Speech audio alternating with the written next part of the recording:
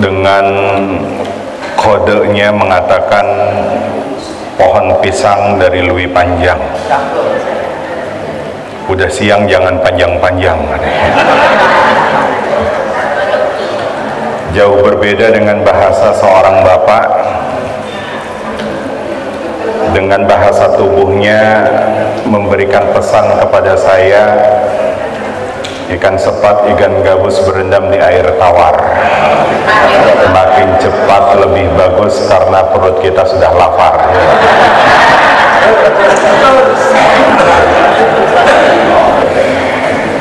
Alhamdulillahilladzi bini'amatihi tatimmus salihat wa bifadlihi tatanazzalul khairat wa bitaufiqihi tatahaqqal ghayat. Assalatu wassalamu ala nabiyyina Muhammadin sayyidi sadat wa ala alihi wa ashabihi nujumi nayyarat, amma ba'd. Yang sama-sama kita hormati Ketua PCM Kompleks Slipi, yang mohon maaf tanpa saya sebutkan namanya, bukan berarti saya tidak kenal karena panitia tidak memberikan namanya ke saya. Tapi insya Allah iringan doa kita teruntuk segenap para pimpinan, Allah sehatkan selalu jasmani dan rohaninya. Sepintas hadir di tengah-tengah kita juga ibu-ibu yang merupakan calon istri-istri yang solehah, istri yang pandai berbenah, yang jika dipandang wajahnya selalu ramah, senyumnya tetap merekah, insya Allah membuat suami selalu bahagia walaupun sedang gundah, resah dan gelisah. Suami tetap betah di rumah karena selalu terpancar senyum indahnya si mamah. Kami punya bude, beliau juga diamanahkan tahun ini sampai tahun 2027 menjadi Ketua Bidang Penelitian dan Pengembangan Aisyah Pusat, Ibu Profesor Dr. Syamsiatun. Kita doakan buat bapak-bapak juga, ibu, mudah-mudahan yang hadir pada kesempatan pagi ini Allah jadikan mereka semuanya bak suami yang memiliki hati yang ikhlas, hati yang cintanya tidak sekilas. Karena banyak model-model suami yang cintanya cepat sobek bagai kertas, kadang suka mampir kayak mobil patas. Tapi insya Allah yang hadir pada kesempatan pagi ini merupakan suami yang kalau ngasih uang belanja sama anak dan istrinya tidak sebatas pas, tapi melampaui batas. Kalau uang, ibu aminya kenceng, Pak. Bapak Ibu yang dirahmati Allah Subhanahu wa taala, kita bersyukur diberi kesempatan oleh Allah untuk bisa bersilaturahmi. Sebetulnya yang benar itu apa dalam konsonan bahasa Arab, silaturahmi atau silaturrahim? Ada guru bahasa Arab?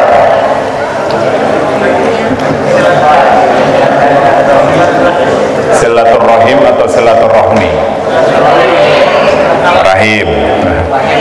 Saya dulu sekelas dengan Ustadz Adi Hidayat, itu sering debat berkaitan dengan masalah bahasa. Karena bahasa Arab itu luar biasa kayanya. Satu akar kata itu bisa berubah menjadi 5.000. Sementara Indonesia, bahasa Indonesia itu terpatok hanya 9 bahkan sampai 10 selesai. Darabat daribul madrubu bil midrabi fil madrabi. Itu dalam konsonan kalimat satu akar kata saja bisa berubah terus. Tapi Indonesia cukup stucknya menerjemahkan sampai di situ. Ya. Dua-duanya benar.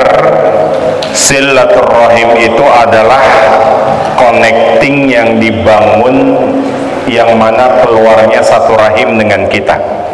Contoh, saya dengan adik saya dengan kakak saya, itu namanya silaturahim.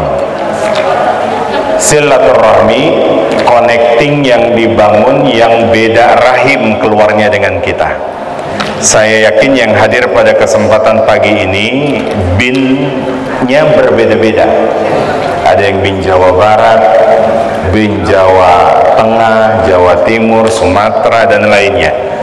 Hadir pagi ini di tempat ini berbeda, tapi dalam rangka niatnya menyambung ukhuwah Islamiyah. Itulah yang dinamakan dengan silaturahmi. Esensi silaturahmi yang sesungguhnya bukan saat kita duduk kumpul bisa berjabat tangan langsung, bisa bertatap muka langsung. Tapi esensi silaturahmi yang sesungguhnya adalah semenjak kita nanti terpisah dari tempat ini, apakah kita masih bisa connect? Connect Ustaz lewat apa? Lewat WA group. Bukan itu yang diinginkan oleh Allah Subhanahu wa ta'ala. Melainkan, pernahkah lisan kita membasahi doa terbaik untuk saudara-saudara kita? Bukankah tadi disampaikan dalam sambutan pimpinan, ada orang yang mendoakan saudaranya tanpa diketahui oleh orang tersebut, dan itu merupakan amalan-amalan yang paling terbaik. Sebab dalam riwayat Imam Muslim yang mengambil jalur periwayatan kepada Ayyash ibnul Walid, Ayyash ibnul Walid mengambil jalur periwayatan kepada Abdul A'la, Abdul A'la mengambil jalur periwayatan kepada Qatadah ibnu Di'amah, Qatadah ibnu Di'amah mengambil jalur periwayatan kepada Anas bin Malik radhiyallahu anhu. Kami punya guru almarhum Abu Yaqi Halijil Mustafa Ya'qub, Allah yarham. Kalau menyampaikan hadis, kata beliau, jangan isinya saja, karena banyak orang yang terjebak pada nusus tapi tidak memahami maqasidus syariah. Maka agama ini mengkombinasi antara nusus dengan maqasidus syariah. Apa yang disampaikan oleh beliau, beberapa riwayat singkat. Hadis ini pernah saya sampaikan, mungkin bapak-bapak yang pernah menjadi makmum Jumat, sepintas saya ingin mengulang kembali bahwa ternyata amalan orang ini biasa-biasa saja. Karena Nabi pernah menyampaikan, yatla alaikum rajulun min ahlil jannah, ada yang akan datang di tengah-tengah kalian laki-laki Ansar merupakan calon penghuni surga. Sampai 3 kali Nabi mengucapkan hal demikian. Bapak Ibu bisa bayangkan jika yang dituju itu adalah kita, Pak, bagaimana perasaannya? Ibu, saat liqa seperti ini Nabi menyampaikan akan datang di tengah-tengah kalian semuanya laki-laki Ansar atau seseorang merupakan calon penghuni surga. Yang dituju itu kita. Perasaannya bagaimana, Bu? Pensiun ya ibadah, pensiun ngajar. Sebab kenapa? Wah, ahli surga. Nabi itu kalau sudah berbicara akhirat, shadiqul masduq, tepat sasaran dan dibenarkan Allah. Maka seketika ada sahabat yang kepoan, namanya Abdullah bin Amr bin As, mengintai orang ini. Istimewanya apa orang ini? Sampai izin untuk bisa bermalam di rumah orang tersebut kisaran 3 hari 3 malam. Ismahli an abita fi baitika hatta salasata ayamin wa layalin wa kuntu fi muhtasarah. Kata beliau, saya sedang dalam keadaan konflik dengan keluarga, saya izin bisa bermalam di rumah Anda kisaran 3 hari 3 malam lamanya. Ini menjadi bagian penting. Pesannya adalah kita boleh bermalam di rumah saudara, itu diatur oleh Islam kisaran 3 hari 3 malam. Lebih boleh kalau ada uzur syar'i. Kenapa Islam bisa membatasi?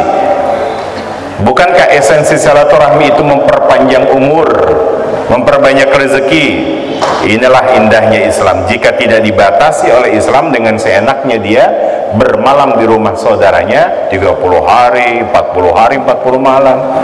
Itu bisa panjang umur buat dia, tapi pendek umur buat tuan rumah.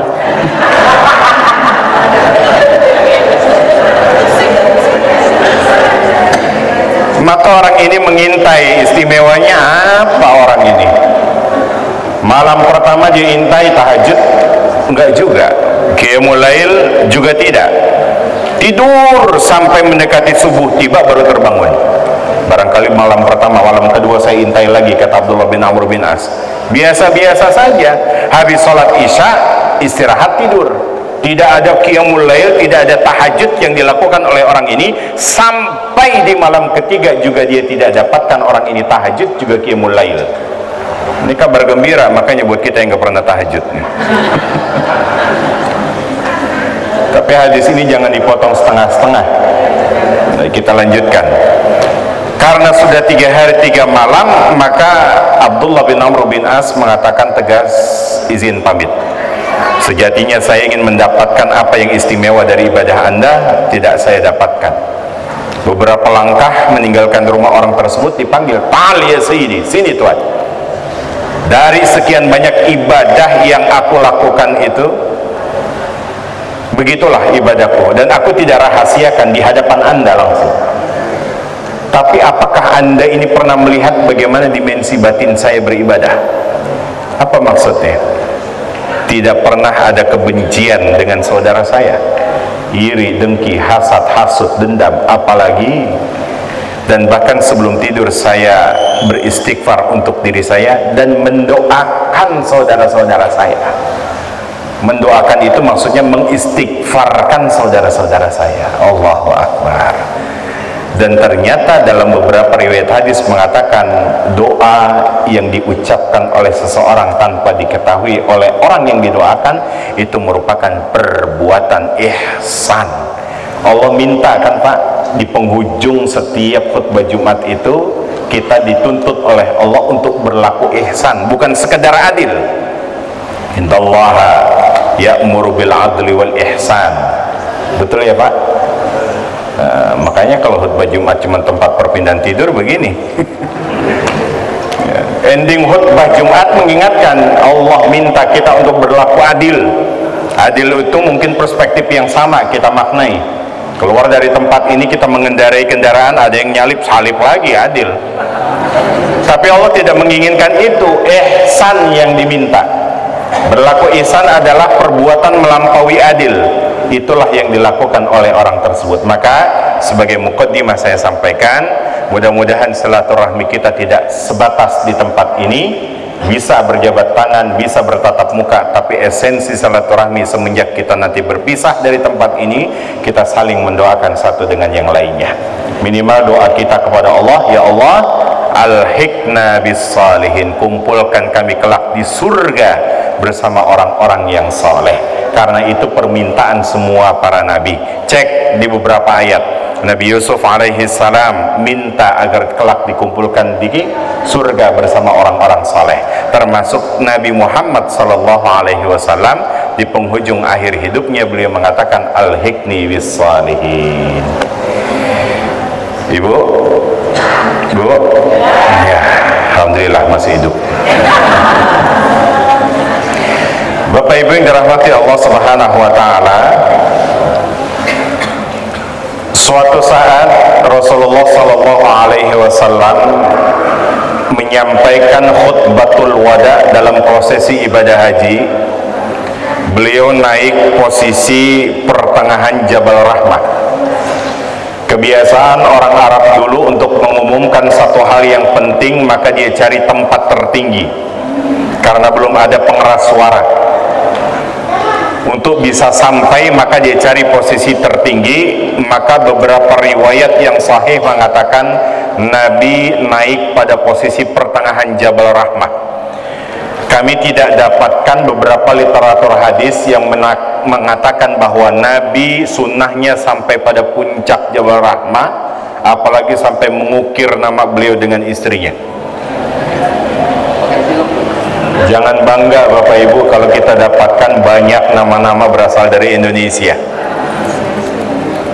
Bukan berarti menegaskan bahwa jamaah haji maupun umroh lebih banyak dari Indonesia. Tapi ini menandakan bahwa masyarakat kita perlu edukasi. Bahwa tandanya rumah tangga yang sakinah itu bukan sekedar mereka yang menulis namanya di atas batu Jabal Rahmah, melainkan sakinah itu Allah sudah hadirkan cuma dua kuncinya, mawaddah warahmah. Sakinah itu diambil dari akar kata sikin. Sikin itu maknanya pisau. Pisau itu fungsinya untuk menyayat, untuk memotong. Makanya rumah tangga mustahil tidak ada potongan, tidak ada sayatan. Tapi ketika mereka bisa berhasil keluar dari itu semuanya, damai, tenang, selamat, maka itulah yang dinamakan dengan sakinah. Ibadah melahirkan ketenangan, maka ibadah salah satu porosnya adalah mampu menghadirkan ketenangan. Ketenangan yang lahir karena ibadah dinamakan tumak ninah. Makanya rukun sholat ada istilah kata tumak ninah. Apa itu tumak ninah, Bu? Berhenti sejenak. Tapi kalau lama parkir berarti ya. Tumak ninah bukan berhenti sejenak, ketenangan yang lahir karena ibadah. Makanya cek para sahabat dalam kitab At-Tibyan fi Adab Hamalatil Quran, kalau mereka sedang ibadah itu begitu menghadirkan ketenangan, sampai sahabat Abu Bakar Siddiq jari jemarinya gemetarnya luar biasa. Tidak beda jauh dengan jamaah di Al-Muhajirin ini. Ya, bagi sholatnya pas kebetulan di depan AC itu kan, gemetarnya luar biasa. Baik Bapak Ibu yang dirahmati Allah Subhanahu wa taala, Nabi naik pada posisi pertengahan Jabal Rahmah. Disitulah beliau menyampaikan, ayyuhan nas, wahai manusia, duyufullahi katsir, tamu Allah ini banyak, walakin hajjun mabrurun qalilun, akan tetapi orang yang mendapatkan predikat haji yang mabrur itu sedikit. Bukankah seseorang kalau distimulus nilai-nilai ibadah yang banyak pahalanya, maka semangat untuk menunaikannya? Kita lihat saja, Nabi memberikan garansi yang sholat di Masjidil Haram 1 rakaat sebanding berapa rakaat? 100.000. Illa fi masjidi hadza, kata beliau, kecuali di masjidku, Masjid Nabawi, 1 rakaat di Masjid Nabawi sebanding 1000. Illa fi Masjidil Aqsa, kecuali di Masjidil Aqsa, 1 rakaat di Masjidil Aqsa sebanding 500. Karena distimulus dengan nilai pahala yang begitu banyak, semangat ibadahnya. Bahkan lihat perjalanan orang menunaikan ibadah haji. Selesai wukuf di Arafah, mereka menuju lontar jumrah. Kerikil yang sudah disiapkan karena merupakan simbol-simbol setan yang harus dilontarkan. Jangankan kerikil yang sudah disiapkan, apapun yang ditemukan oleh beliau dilontarkan juga itu. Nemu sendal dilempar, nemu payung nggak bisa karena ada askar. Karena saking semangatnya dengan ibadah yang distimulus dengan nilai pahala, semangat. Cuma yang terpenting, kata Nabi, famadza ba'dal hajj, setelah anda ini selesai menunaikan ibadah haji, lalu mau apa? Berapa banyak di antara esensi haji yang belum dipahami? Al-hajju mabrurun, haji adalah mabrur. Mabrur itu diambil dari akar kata birrun, kebaikan-kebaikan. Maka legalitas yang bersemat pada diri kita selesai menunaikan ibadah haji, baik disebut Pak Haji, baik disebut Bu Hajjah, sejatinya itu menginduksi kita untuk berbuat kebaikan-kebaikan. Cuma berapa banyak di antara mereka yang akhirnya terstimulus itu hanya pada momen-momen tertentu, Pak. Biasa dalam event-event walimah itu ada organ tunggal, ada biduannya. Biduannya memanggil Pak Haji, yang paling gede sawerannya siapa? Pak Haji. Minimal kalau dipanggil Bu Hajjah, Pak Haji, fala rafatha wala fusuqa wala jidala fil hajj. Karena itu esensi ibadah haji yang sesungguhnya. Nah, peristiwa haji itu kita tarik pada peristiwa Ramadan kemarin. Bagaimana kondisi Ramadan? Garansinya luar biasa. Sampai Nabi sebelum Ramadan meyakinkan kepada sahabat-sahabatnya dalam kitab Sya'bul Iman, beliau menyampaikan khutbahnya, ayyuhan nas qad adhallakum syahrun azim, akan datang nanti di bulan di mana unlimited nilai pahalanya semuanya. Kita tahu ibadah mana yang sekiranya tidak bisa dituntaskan sampai saat ini oleh ulama-ulama kita ya, terkait nilai pahalanya. Cuma ibadah Ramadan, ibadah puasa terutama. Kalau semuanya itu bisa diketahui, Pak, sholat nilai pahalanya bisa kita ketahui. Berapa nilai pahala sholat berjamaah? 27 derajat. Kalau dilaksanakan berjamaahnya di rumah dengan keluarga, nilai pahalanya kan sama-sama berjamaah. Nah, bingung kan? Tapi kan posisinya di rumah, Ustaz. Berjamaah sama. Dalam beberapa riwayat dalam kitab Aunil Ma'bud, Al-Imam Abu Daud mengutip 23. Ini kalau berjamaahnya di rumah. Tapi kalau munfarid tetap dapatnya 1. Cukup sampai di situ? Ternyata tidak. Orang yang melaksanakan salat berjamaah di masjid tidak cukup sampai di situ. Keluar dari rumahnya 1 langkah dia menuju masjid, 500 tahun menggugurkan kesalahan-kesalahannya. Ini perjalanannya sampai dia tiba di depan masjid mengungkapkan doa Allah maftahli abwaab rahmatika. Respon malaikat, ya Allah ampuni orang ini, ya Allah rahmati orang ini. Sampai dia hadir di dalam masjid dengan kalimat istighfarnya, memohon ampun kepada Allah, respon malaikat, ampuni orang ini. Sampai dia berdoa dengan kalimat-kalimat terbaik, apa kata malaikat? Istajib doahu, kabulkan segala permohonan-permohonannya. Sampai keluar pun dia berdoa, Allah maftali abwaaba min fadlika, respon malaikat, ya Allah muliakan orang ini. Artinya sudah bisa diketahui nilai pahalanya. Illa siyam, kecuali ibadah puasa. Tidak ada satupun ulama yang mampu memprediksi nilai pahalanya berapa. Walaupun ada garansi, Nabi mengatakan man shoma ramadhana imanan wa ihtisaban ghufira lahu ma taqaddama min dzambi. Itu nilai minimum, Bapak Ibu. Dapat Lailatul Qadar 1/1000, nilai minimum. Jika diungkapkan nilainya, maka itu menjadi nilai minimum. Masya Allah. Cuma yang terpenting kalau kita tarik pertanyaan haji tadi pada peristiwa Ramadan sekarang, famadza ba'da Ramadan, setelah Ramadan berlalu kita mau apa? Yang jomblo targetnya mau apa?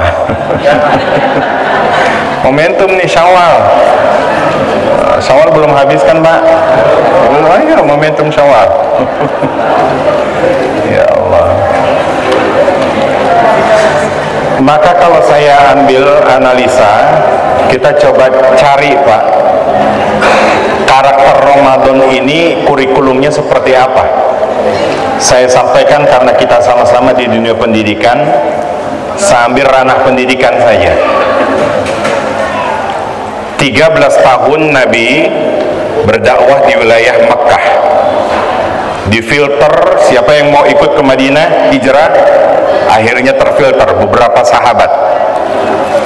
Barulah 2 tahun di Madinah syariat ibadah siam itu dilaksanakan.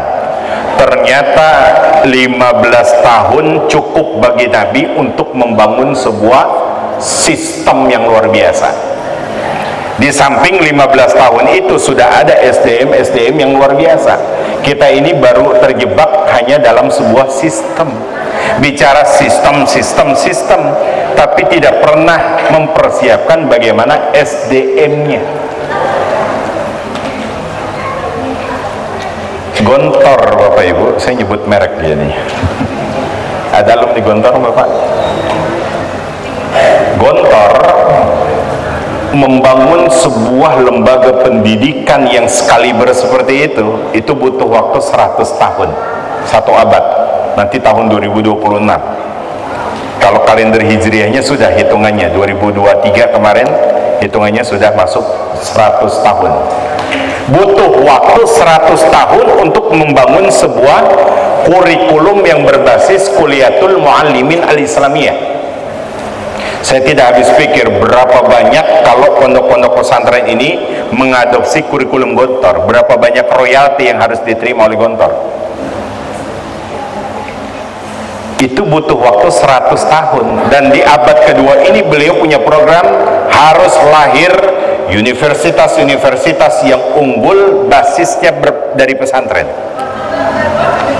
Itu butuh waktu ratusan tahun. Nabi cuma butuh waktu 15 tahun Bapak Ibu untuk membangun sebuah SDM. Maka ketika hadir Ramadan itu banyak kurikulum-kurikulum yang bisa kita terapkan untuk siapa? Generasi setelah kita. Karena wujud kita ini sebagai khalifah.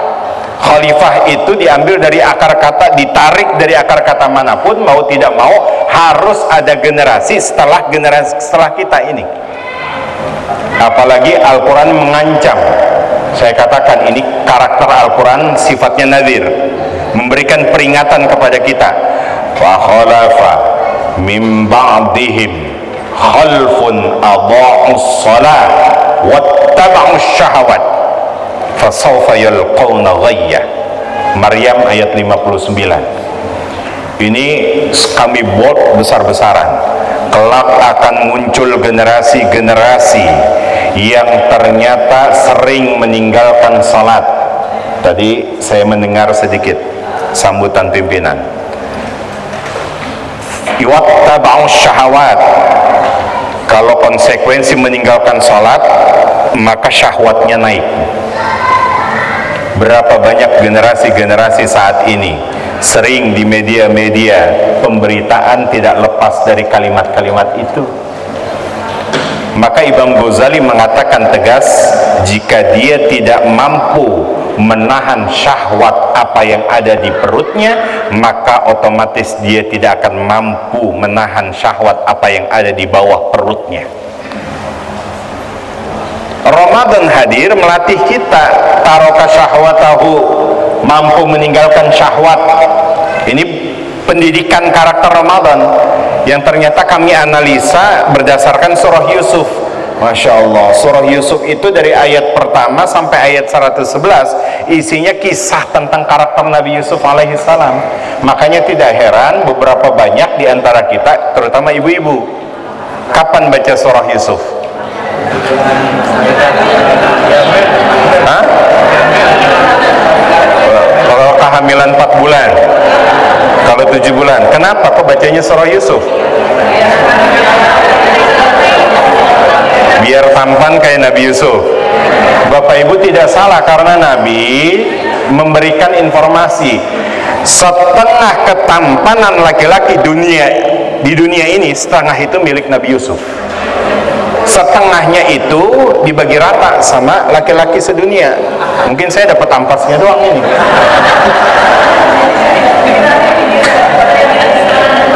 Tapi bukan karena ingin tampannya saya katakan, Bu, kenapa baca surah Yusuf? Biar tampan Ustadz nanti anaknya lahir. Bu, tampan itu genetik, ibunya begini, ayahnya begitu.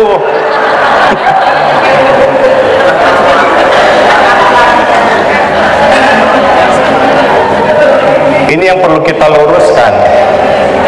Kenapa? Karena karakter Nabi Yusuf itu tidak jauh beda dengan karakternya Ramadan.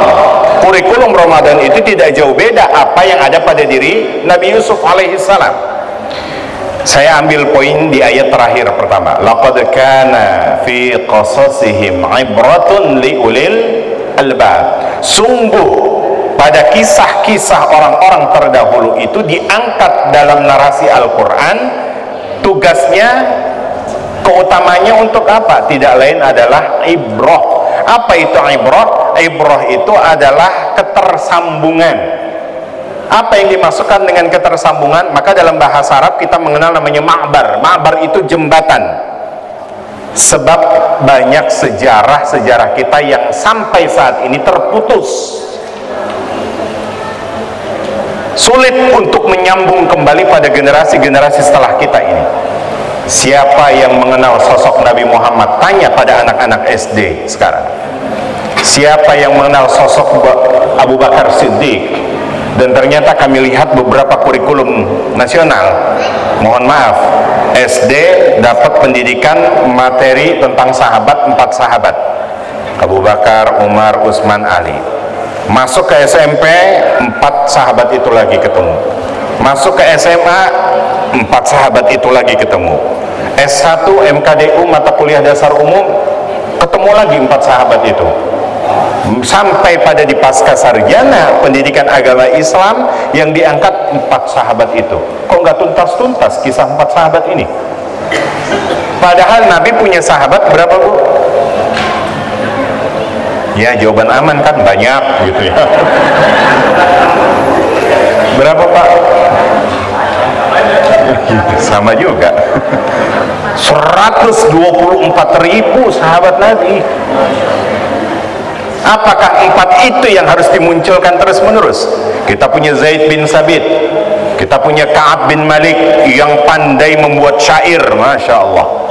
Nabi memang tidak diciptakan oleh Allah untuk pandai membuat syair. Wa ma 'allamnahu asy-syi'ra wa ma yanbaghi lah in huwa illa dzikru wa qur'anun mubin. Kalau Nabi diberikan keahlian untuk membuat syair, maka konsekuensi batal Al-Qur'an. Alasan sebab orang-orang dulu jahiliyah Arab itu luar biasa kalau membuat syair, Bapak Ibu. Makanya untuk meningkatkan semangat jihad itu Ka'ab bin Malik kadang membuat syair, akhirnya semangat jihad muncul lagi. Nah, mungkin akhirnya itu dikiaskan sekarang ya, biasanya untuk memotivasi kinerja guru ini dari mana biar bisa semangat ya. Kalau sekarang syair itu tidak ada, akhirnya jadi syir, apa itu, fulus, tunjangan gitu ya, Pak. Maujud fulus mulus, nggak ada fulus. Ini falsafah jangan-jangan. Bapak Ibu yang dirahmati Allah Subhanahu wa taala. Nah, laqad kana fi qasasihim ibrah. Setiap kisah-kisah narasi Al-Qur'an itu pasti ada pelajaran yang sangat berharga. Dan bahkan kalau kita lihat di awal-awal ayat surah Yusuf mengatakan, nahnu naqussu 'alaika ahsanal qasas. Maka selalu kami berpesan, kalau ada di antara Bapak Ibu yang di dunia perfilman, entah profesinya sebagai sutradara, saya titip pesan saja, angkatlah kisah-kisah yang ada dalam Al-Quran itu sebagai film layar lebar ataupun apa. Sebab hakul yakin saya katakan, tidak ada narasi-narasi yang Allah hadirkan melainkan itu menjadi sesuatu yang superlatif. Kan isim mubalaghah, ahsan itu kalimatnya. Maka saya katakan, coba buat film yang diangkat dari cerita-cerita Al-Quran. Jangan film-film yang sering dapat kritikan dari MUI. Belum lama kemarin kita punya film apa itu? Apa yang sholatnya kebalik itu, Bu? Anak-anak muda nih tahu nih, makmum ya. Belum lama lagi sholat tahajud, backgroundnya scary movie Indonesia semua, hantu-hantu Indonesia. Akhirnya terbenak dalam paradigma anak muda sekarang, ngapain tahajud, kan banyak memedinya, ngapain tahajud, banyak hantunya. Akhirnya menaruh paradigma terhadap generasi-generasi kita bahwa orang yang tahajud itu makmumnya adalah syaitan. Tidak beda jauh. Nah, maka ahsanal qasas, angkat karakter yang pertama kita bisa kembangkan kepada generasi. Pertama, bagaimana Nabi Yusuf alaihissalam mengatakan kepada ayahandanya, inni ra'aitu ahada asyara kawkaban wasyamsa wal qamara ra'aituhum li. Aku melihat dalam mimpiku, wahai ayah, ada 11 bintang. Ini ditamsilkan 11 saudara-saudaranya. Kalau ditarik tidak beda jauh dengan Ramadan. Allah punya kalender, dalam bilangan bulan itu terdapat 12 bulan. Dari 12 bulan itu yang paling dicintai oleh Allah, yang paling dekat dengan Allah, ya aktivitas hambanya itu tidak lain adalah Ramadan. Maka dari 11 anaknya Nabi Yakub ini disampaikan oleh Nabi Yusuf alaihissalam, wasyams wal qamar, ada satu matahari, ada satu rembulan. Nah ini indah kiasan sebetulnya dalam Al-Quran. Kenapa kok menggunakan laki-laki itu syams? Kenapa perempuan itu dianalogikakan bagaikan rembulan? Ada Komar tadi kalau nggak salah. Ada. Ada Syams juga, Syamsuddin. Ada. Laki-laki dengan rembulan, laki-laki itu Syams, perempuan itu adalah Komar. Kenapa kok itu beda? Apa yang membedakan? Dalam bahasa Arab jelas berbeda. Cuma kalau dalam bahasa Indonesia sama-sama bersinar. Bahasa Arab kalau Komar itu namanya nur, kalau dalam bahasa Arab Syams itu namanya dia, sinarnya. Jelas berbeda. Fungsinya kalau Syams itu dia, panasnya menyengat, maka fungsi bagi seorang laki-laki itu menyengat jika ganggu keluar atau keluarganya merasa terganggu, istrinya merasa terganggu. Itulah fungsinya laki-laki, harus mampu memberikan sengatan. Cuma banyak yang akhirnya matahari berlindung pada Komar. Bahasa sekarang namanya suami-suami takut bini. Komar tuh, Pak. Komar itu melahirkan cahaya tapi nyaman, sejuk.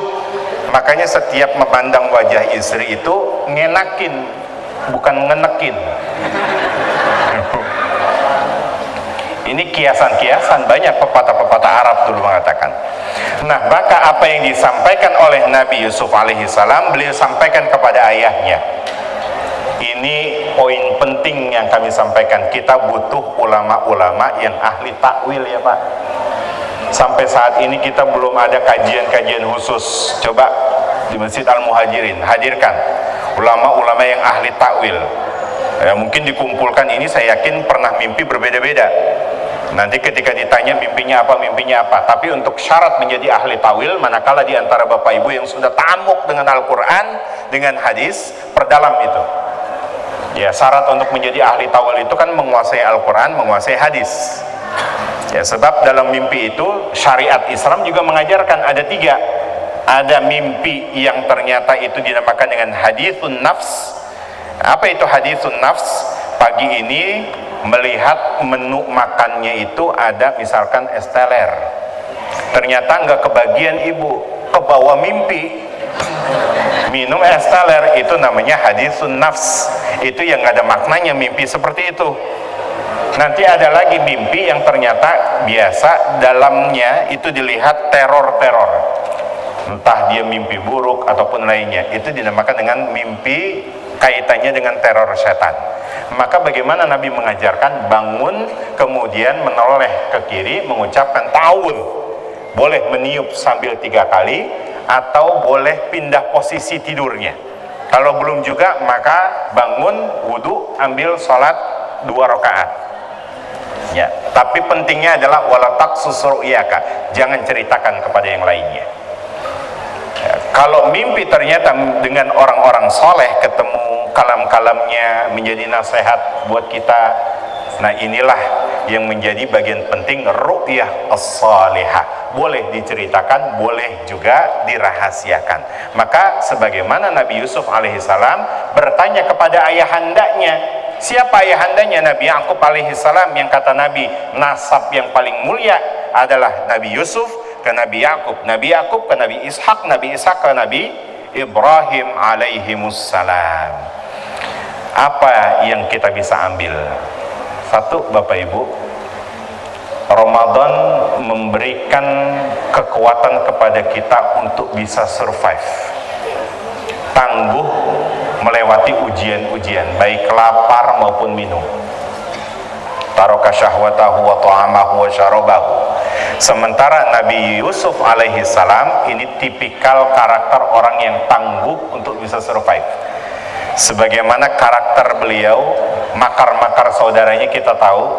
Apa yang dilakukan oleh saudaranya Bapak Ibu? Ingin menghilangkan jejaknya. Ya, bahkan dimasukkan ke dalam sumur, selepas itu disampaikan berita-berita hoax kepada orang tuanya. Dan tidak cukup sampai di situ, ditemukan oleh saudagar-saudagar Mesir Yusuf kecil ini, yang akhirnya beliau dimanfaatkan tenaganya untuk dijadikan sebagai budak. Tapi Yusuf bisa bertahan sampai ujungnya adalah beliau menjadi seorang pembesar Mesir. Berapa banyak generasi-generasi sekarang ini mentalnya flight. Ramadan itu menghadirkan kita pola pendidikan harus punya mental fight. Dalam dunia pendidikan kita mengenal namanya adversity question. Harus bisa bertahan dalam setiap ujian, harus bisa bertahan survive untuk menghadapi berbagai macam cobaan. Ramadan hadir, kurikulumnya luar biasa, karakternya tidak beda jauh dengan Nabi Yusuf alaihissalam. Kalau anak, mohon maaf, generasi-generasi flag itu kan yang sedikit-sedikit mengeluh, masuk ke sekolah tertentu 2 minggu berhenti. Kenapa? Anak-anaknya nggak asik. Pindah lagi ke sekolah berikutnya 2 minggu, pindah lagi. Kenapa? Alasannya sekarang guru-gurunya nggak asik. Pindah lagi, akhirnya Masya Allah, ujung-ujungnya bagaimana? Homeschooling.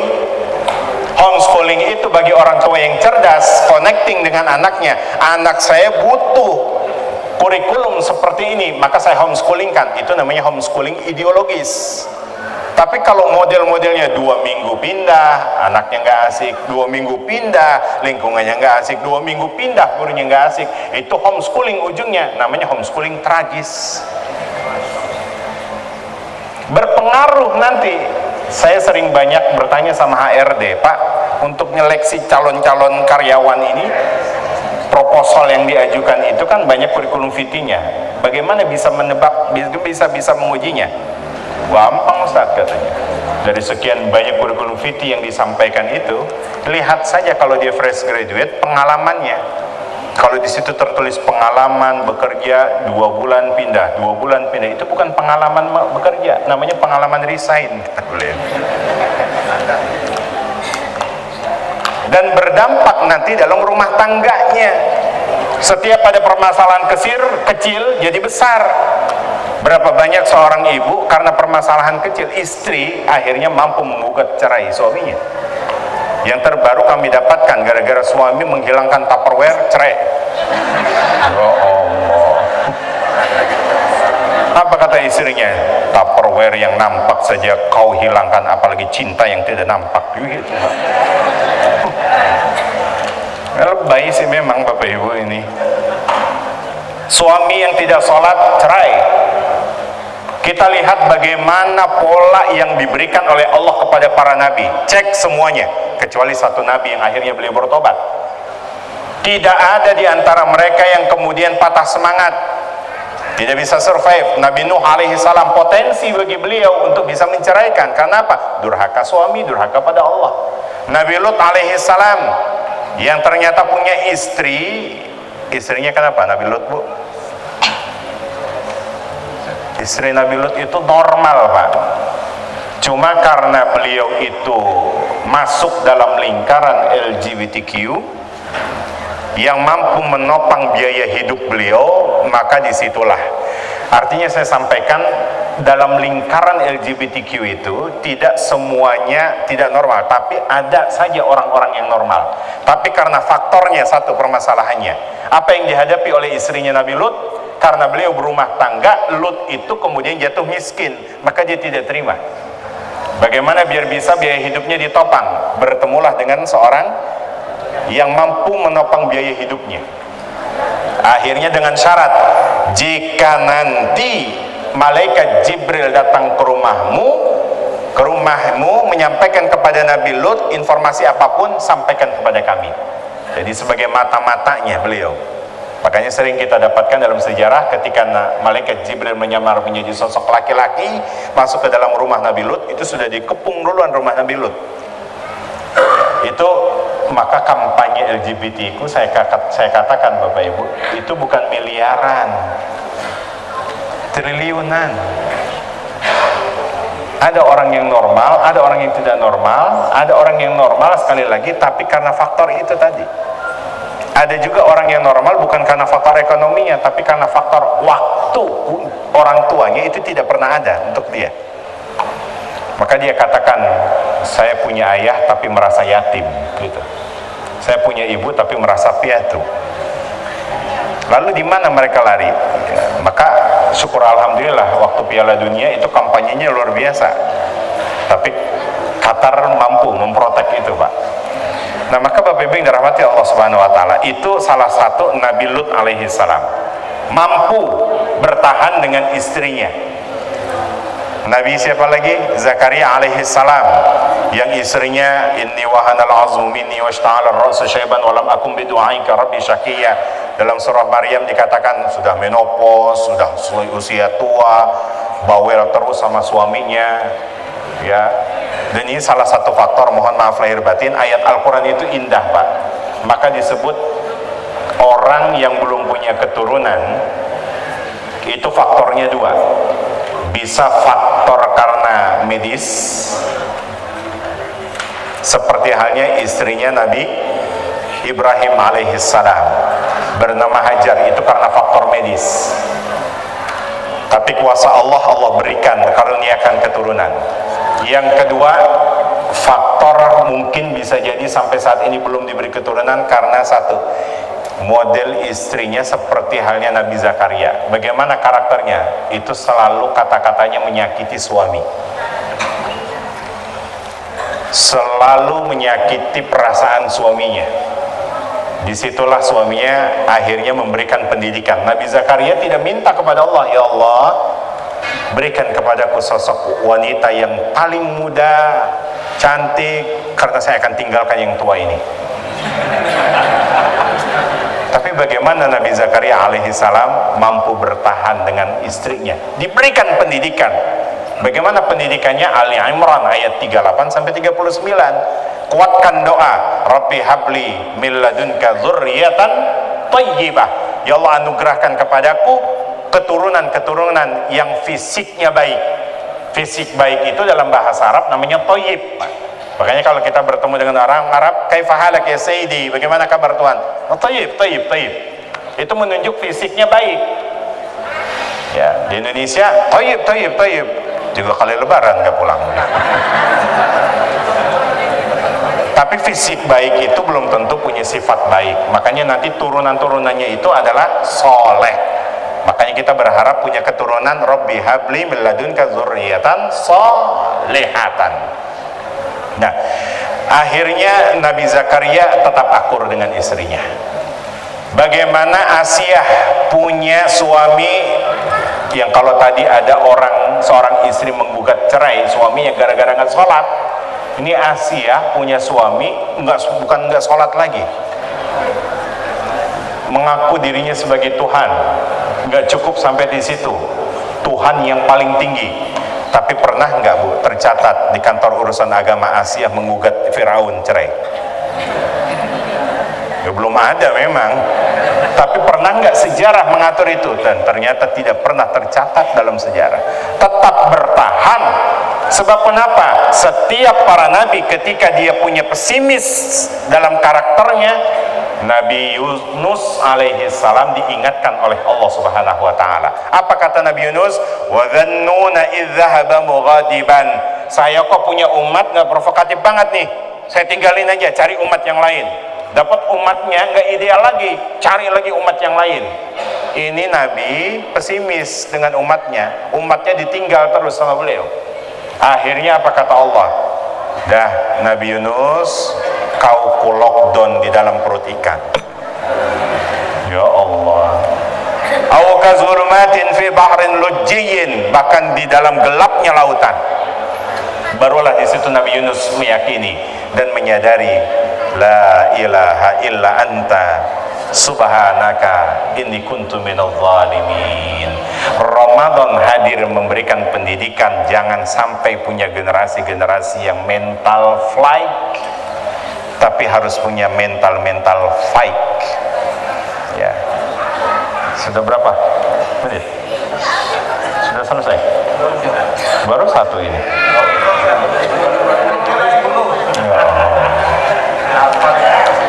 Ayo Bu, silakan dari Thailand ke Bengkulu. Saya silakan untuk iklan dulu. Ada snacknya? nggak ada. Ya udah, nikmatin apa yang ada.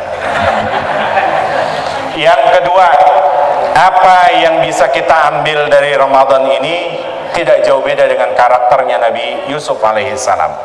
Taraka syahwatahu, kita mampu meninggalkan syahwat alias menundukkan syahwat kita. Kita tidak mampu meninggalkan syahwat secara totalitas. Sebab kenapa? Fa'alhamaha fujuraha wa taqwaha. Allah hiasi dalam diri kita itu. Cuma bagaimana memerankan syahwat ini sesuai pada tempatnya. Ibu, saya tanya, kapan syahwat ibu lagi naik? Kapan syahwatnya lagi naik? Kemarin kalau lagi ke mall kan Bu, kalau masuk ke mall syahwatnya naik gitu Pak. Makanya ketika membawa seorang istri ke mall itu, ingatkan fa'alhamaha fujuraha wa taqwaha. Memang dihiasi oleh Allah, akan tetapi ketika syahwat mulai naik, apa kata Allah? Cepat-cepat tekan syahwat itu dengan takwa. Kalau dibiarkan maka konsekuensi bukan tugasnya setan lagi, bukan setan untuk mengganggu lagi, itu sudah dalam lingkaran setan. Maka setan tugasnya tinggal apa? Fa'azalla, tinggal menggelincirkan, selesai. Ibu ingat, di lemari masih banyak pakaian, masih banyak yang numpuk, itu juga masih bisa dipakai, yuk cari yang lain. Iya sih Pak, terima kasih sudah ngingetin. Akhirnya sampai ke rumah masih terus diinget, Papa sih kenapa sih nginget gini Ibu ya? Memang kalau lagi ke mall tuh syahwat benar-benar lagi naik Pak, pengen beli ini. Tapi lagi-lagi bagaimana Imam Al-Ghazali mengatakan bahwa mendeteksi orang-orang yang ketika menjelang berbuka, berapa banyak di antara mereka yang beli menu 1, 2, 3 dan mampu dia konsumsi di saat berbuka. Maka Imam Ghazali memprediksikan bahwa siapa yang tidak mampu menahan syahwat perutnya, maka konsekuensi dia tidak mampu menahan syahwat apa yang ada di bawah perutnya. Berapa banyak, sekali lagi, ayat-ayat Al-Quran, terutama Quran surah Maryam ayat 59 ini menjadi kecaman buat kita. Bapak Ibu yang sebagai pendidik, Bapak Ibu yang sebagai orang tua, kita sangat tragis jika mampu melahirkan generasi-generasi yang khalafa min ba'dihim khalfun adha'us shalah wattaba'us syahawat fasawfa yulqawna ghayya. Nah, yang ketiga, terakhir, apa karakter yang bisa kita ambil dari Nabi Yusuf dengan Ramadan ini pula? Bahwa ternyata nilai-nilai purifikatif dari Ramadan itu la'allakum tattaqun. Apa karakter takwa itu yang tadi dibaca oleh qari kita, ustadz kita? Alladzina yunfiquna fis sarra'i wad dharra'i wal kadhimina al ghaiz wal 'afina 'anil nas. Itu karakter yang satu paket, tidak bisa terpisah. Apa itu? Empatinya kuat, tidak memiliki sumbu pendek, bahkan memiliki jiwa-jiwa pemaaf. Bagaimana karakternya Nabi Yusuf alaihissalam ketika beliau sudah menjadi seorang pembesar Mesir, dihadapkan dengan 11 saudaranya. Ibu bisa bayangin nggak? Mudah bagi Nabi Yusuf untuk balas dendam terhadap saudara-saudaranya. Kesempatan, kata Nabi Yusuf. Dulu ente ingin bunuh Ane kan? Sekarang ingat, Ane jadi pembesar Mesir. Mudah bagi beliau tinggal memanggil, yuk Panglima. Tapi apa yang dilakukan oleh Nabi Yusuf alaihissalam? Ayat 92 dari surah Yusuf. La tasriba alaikumul yawm yaghfirullahu lakum wa huwa arhamur rahimin. Tidak ada cacian sekarang ini. Allah sudah memaafkan kalian semuanya, dan dialah Tuhan yang maha pengasih dari sekian banyak kasih. Inilah mental-mental empati, Bapak Ibu.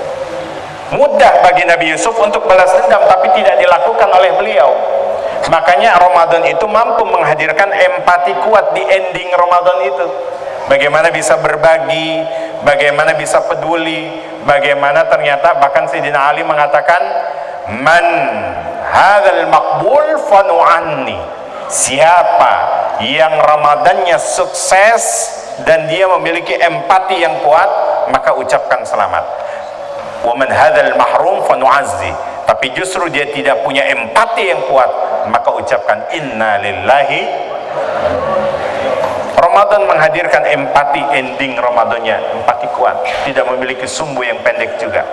Makanya saya sering ditanya sama seorang istri, Ustaz, saya punya suami, ini emosian banget orangnya, dan dia tuh selalu mengingat kesalahan saya. Oh iya, saya langsung tebak, suaminya pelit pasti, Bu. Oh, kok saya tahu nih? Karena itu karakternya yang satu paket, Pak. Alladzina yunfikuna fis sarra wad dharra wal kaziminal ghaiz wal 'afina 'anil nas. Orang kalau ternyata dia tidak pelit, punya empati kuat, dia tidak mungkin punya sumbu yang pendek. Kalau udah tidak mungkin punya sumbu yang pendek, otomatis dia tidak punya sifat dendam, pemaaf. Ini satu paket. Maka kalau kita keluar dari satu paket itu, keluar semuanya. Nah, inilah yang Nabi mengatakan laisas sadidu bis-sara'ah. Tidaklah orang yang kuat itu dikatakan orang yang benar-benar beremosi. Walakin as-sadid may yamliku nafsahu 'indal ghadab. Akan tetapi orang yang dikatakan kuat itu yang mampu menahan emosinya ketika marah.